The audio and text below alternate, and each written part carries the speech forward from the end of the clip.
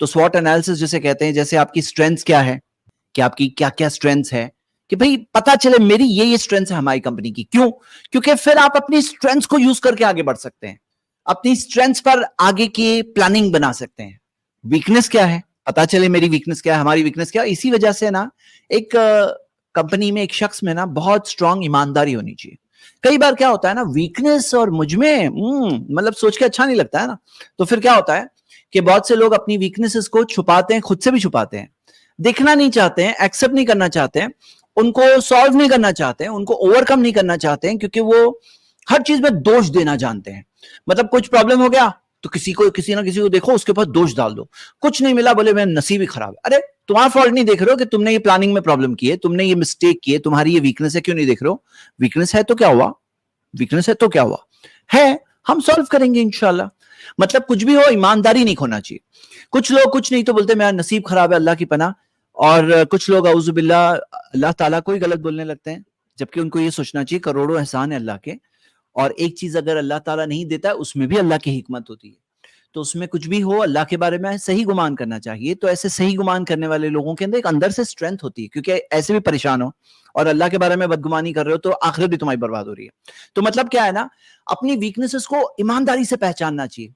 फिर अपॉर्चुनिटी क्या है, कि मौके सामने है, मार्केट में क्या अपॉर्चुनिटी आई हुई है, कौन सी चीज है जो आपको देखकर पहचान करके वहां पे उस चीज को हासिल करना चाहिए, अपॉर्चुनिटी क्या है, और थ्रेट्स क्या क्या है, मतलब कौन से खतरे हैं, वो खतरों को पहचानना भी बहुत जरूरी है कि ये खतरे हैं। तो एक स्वॉट एनालिसिस करना चाहिए।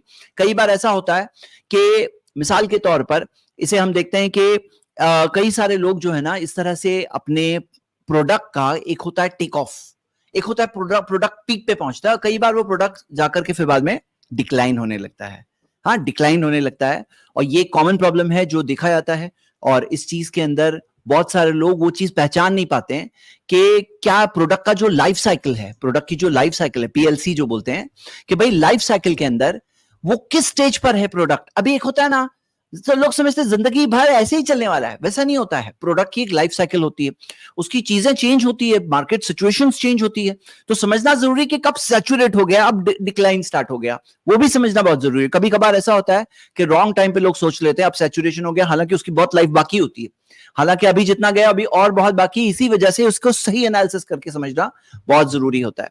और तीसरी चीज प्राइसिंग स्ट्रेटेजी के अंदर, कि भाई प्राइसिंग के अंदर आपकी प्राइसिंग सही है या नहीं है, जो क्या वजह से लोग प्राइसेस हाई रखते हैं, कि भाई कोई क्वालिटी हाई हो, या कोई लग्जरी है, कोई यूनिकनेस है, कोई एक्सक्लूसिविटी है, यानी कोई खास चीज है। तो ये सब चीजों से अपने आप को ईमानदारी से एनालाइज करें।